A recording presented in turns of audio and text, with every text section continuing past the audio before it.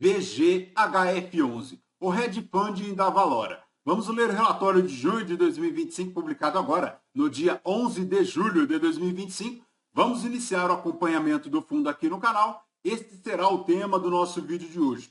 Ele tem como objetivo o investimento em ativos de ações imobiliárias, debêntures imobiliárias, participações em SPS, cotas FIPs, tem aqui também cotas de FIA, CEPAC, cotas de FIIs, CRIs, cotas de FDICs, tem aqui também letras hipotecárias, letras de câmbio imobiliária, tem aqui letras imobiliárias garantia, entre outros títulos imobiliários, todos eles aí voltados ao mercado imobiliário. O fundo iniciou as suas atividades em 2021 e tem aí um patrimônio líquido encerrado agora no mês de julho de 2025 de 103,9% do seu patrimônio líquido alocados em ativos alvos. 157 diferentes ativos investidos num total aí de 1 bilhão 476 milhões. E na data que eu gravo aqui com vocês, o VGHF11 cota na B3 a R$ 7,71, fazendo um P sobre VP de 0,90, uma variação negativa nos últimos 12 meses de 0,26%. A cotação padrão aqui do Investidor 10 aponta que lá em dezembro de 2024, o VGHF11 chegou aos R$ 6,61. Desde então buscou uma pequena recuperação, atingindo já aos R$ 7,90, mas então repousa aos R$ 7,71.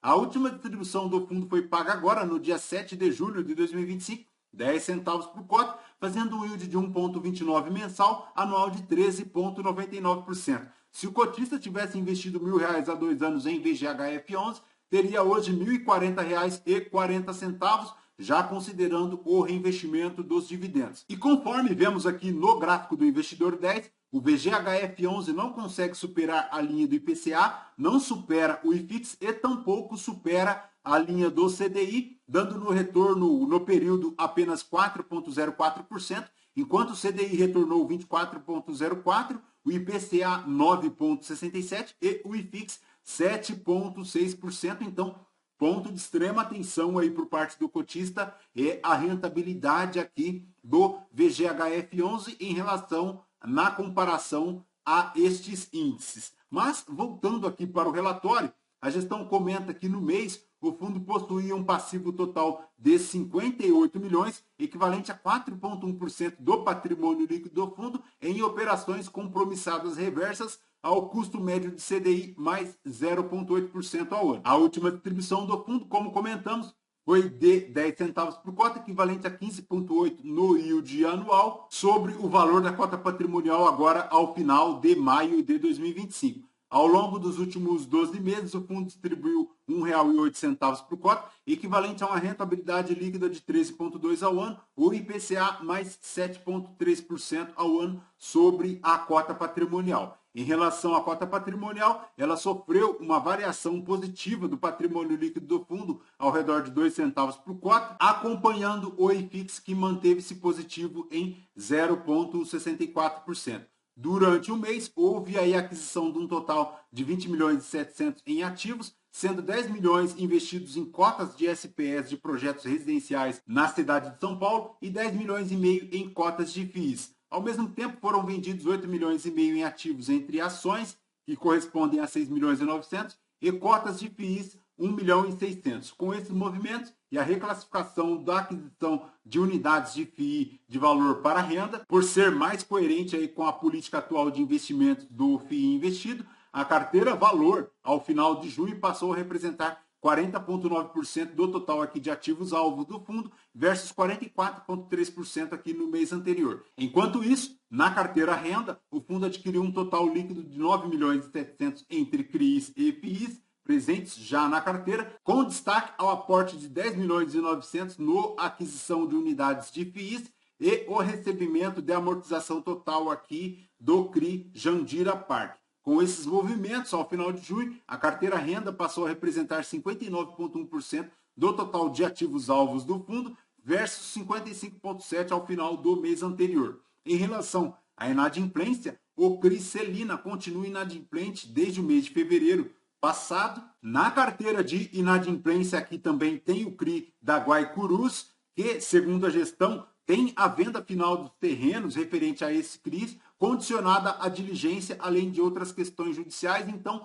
ponto de atenção, porque o VGHF11 tem duas situações de inadimplência na sua carteira. O primeiro para os CRIs da Celina e o segundo para os CRIs aqui da Guaicurus. Este, inclusive, já em situação aqui de execução das garantias. Ao final do mês, o fundo atingiu 394 mil cotistas, uma liquidez média na B3 de 2.600.000 ao dia. A maior exposição aqui do fundo é o CRI da Helbor, é um CRI residencial, 4,97% do patrimônio líquido aqui do fundo, indexado ao CDI. Tem aí uma estratégia de renda com vencimento lá em 2029, uma duration de 2,6 anos. Mas não é só isso. O fundo aqui tem outras exposições da Helbor, como o CRI 71E1S, montando a ordem de 0,96% do patrimônio líquido do fundo. Tem aqui também um terceiro CRI, formando 0,56% do patrimônio líquido do fundo. Mas não é só isso. O fundo tem aqui também outros 3 CRIs da Helbor. O primeiro formando 1,42% do patrimônio líquido do fundo. O segundo formando 0,63% do patrimônio líquido do fundo e o terceiro 0,35% do patrimônio líquido do fundo. O que, se somarmos aqui, ele chega hoje na ordem aproximada de 7% de exposição aqui para a Helbor. Então, ponto de extrema atenção é essa situação de concentração da carteira aqui na Helbor, porque eleva consideravelmente a matriz risco-impacto do fundo, principalmente se considerarmos que a Helbor atua no mercado de incorporação residencial imobiliário e o cenário atual não se encontra nada favorável para este segmento. Então, importantíssimo o cotista ficar atento. Em relação aos CRIs que se encontram marcados na carteira como zerados, são ao todo 5 CRIs, 4 da Celina e 1 da Búzios. Provavelmente esse Búzios aqui se refere ao CRI da Guaicurus. Então, ponto de extrema atenção é esta situação aqui do VGHF11 em relação aos seus devedores, porque todos esses CRIs se referem aqui ao segmento de hotéis e eles se encontram inadimplentes desde pelo menos fevereiro agora de 2025. Já em relação a Helbor, pessoal, mais uma atenção aqui, porque eu consegui identificar aqui que o VGHF11 tem mais um CRI, que ele monta aqui na ordem de 0,96% do patrimônio líquido do fundo. Então, se somarmos aqui novamente, nós temos que a Helbor consome praticamente 8% de todo o patrimônio líquido do fundo. Então, ponto de extrema atenção, porque é uma exposição excessiva a este devedor, o que eleva consideravelmente a matriz risco-impacto. Para os CRIs, o VGHF11 tem aqui um total de 668 milhões, 47,39% de todo o patrimônio líquido do fundo, uma duration média de 2,6 anos. Para os FDICs, 15 milhões, 1,08% de todo o patrimônio líquido do fundo. E para os FIIs, o VGHF11 monta a ordem aqui aproximada de 672 milhões, 47,66% aqui de toda a carteira do VGHF11, sendo a maior exposição aqui para o Bresco Logística, formando um total de 0,79% de todo o patrimônio líquido do fundo. Para as ações, o fundo tem 10.676.000 reais, chegando a 0,76% do patrimônio líquido do fundo. A maior exposição é aqui para a Allos, 0,43% do patrimônio líquido do fundo. Para as SPEs, ele tem um montante aqui na ordem de 99 milhões. A maior exposição é a SPE-IU, 2,84% do patrimônio líquido do fundo, chegando ao total de ativos aqui de 1.466 milhões, 103,9% de todo o patrimônio líquido do fundo. Lembrando que em caixa ele tem a ordem de 34 milhões, 2,43% aqui do patrimônio líquido do fundo. E em relação aqui à rentabilidade da carteira, para a carteira IPCA, ela tem uma taxa média de IPCA mais 9,23% na média de aquisição, um cupom médio ponderado de 9,12%, uma taxa média ponderada de marcação a mercado de 11,45%, 54,51% do patrimônio líquido do fundo.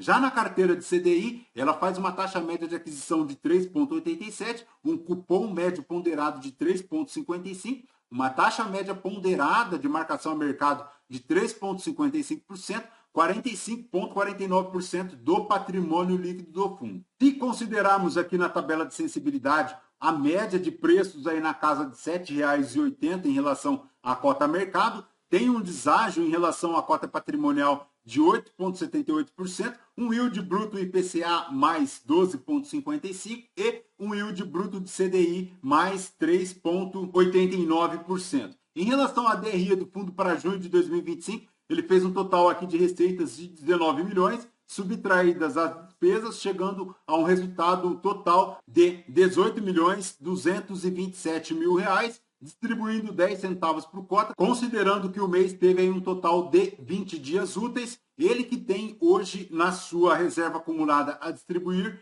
2 centavos por cota, um resultado total finalizando o mês agora com 19 milhões 523 mil reais, uma taxa de marcação a mercado em relação ao ajuste de 1 milhão 296 mil reais. Em relação à alocação aqui do fundo, ele segue com 46,6% na carteira de créditos com CRIs, FDIC Sênior. Ele tem aqui também 39,2% de FIIs e ações e 14,2% aqui de FIIs, SPS e também FDICs subordinadas com alocação de patrimônio ilíquido. Ele segue aqui com 45,6% aqui em relação ao patrimônio líquido do fundo em CRIs, ele tem 45,9% em FIIs, tem aqui 6,8% de cotas de SPS, 1% de ações e também 1% aqui de FDICs. Em relação à alocação por segmento, 57,2% aqui no residencial, 12,5% aqui no pulverizado. Em relação à alocação por indexação dos CRIs,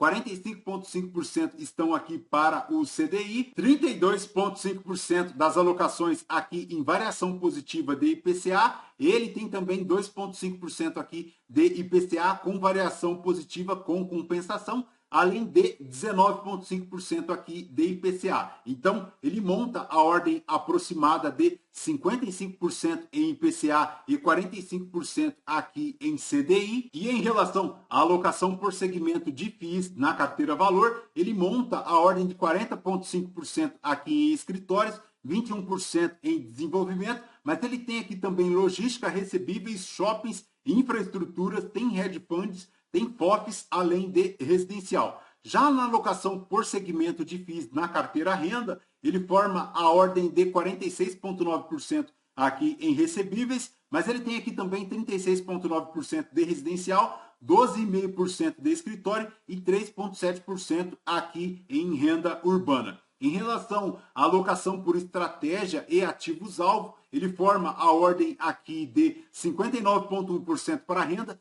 40,9% aqui para valor, sendo a maior exposição aqui da carteira renda para os CRIs de renda e 13,2% para os FIIs. Já na carteira valor, ele tem aqui a maior exposição para os FIIs, 32,5%, seguido de FDIC e 6,8% aqui de SPS, além de 0,7% aqui em ações. Em relação à evolução do patrimônio líquido do fundo, ele segue subindo bastante desde janeiro de 2025, saindo lá de R$ 8,39 para agora R$ 8,57 em junho de 2025, na distribuição de 10 centavos por cota. Em relação à rentabilidade no histórico para junho, ele forma no dividend yield 1,17% ao mês, um ganho de capital de 0,22%, dando um retorno total no mês de 1,39%, um retorno total acumulado no ano de 12,39%, um retorno total acumulado no IPCA 5,6%. Nas movimentações aqui da carteira de junho, ele fez um total aqui de compras de 32 milhões, ele vendeu um total aqui de 10 milhões, sendo que o maior percentual aqui das vendas se referem à venda de ações, 6 milhões 876 mil reais, e o maior percentual aqui de compras se referem aos FIIs, 21 milhões 559 mil reais. Por fim, em relação ao desempenho aqui do VGHF11 no mercado secundário para junho, a cota fechando lá entre 7,40 no mínimo e 7,77 na máxima do mês, e DVGHF11 é basicamente isso. Perfeito, pessoal? Muita atenção aí à concentração na Helbor, também muita atenção à situação de inadimplência do fundo, porque se somarmos as duas operações, o fundo conta na ordem aproximada de, no mínimo, 10% de todo o patrimônio líquido do fundo aqui com um certo comprometimento, seja ele pela concentração, seja ele pela inadimplência. Então, importantíssimo o cotista ficar atento. Perfeito? Primeiro vídeo do fundo aqui no canal. Lembrando que este vídeo não é recomendação de compra ou de venda de nenhum dos ativos aqui mencionados. Aos novos inscritos, bem-vindos. Você que permanece conosco, muito obrigado por isso também. E você que ainda não é inscrito, considere se inscrever. Deixe seu like, seu joinha, porque tudo isso nos fortalece aqui na produção de conteúdos. Fechou? Voltamos então com vocês no próximo vídeo. Fraterno abraço a todos. Até mais.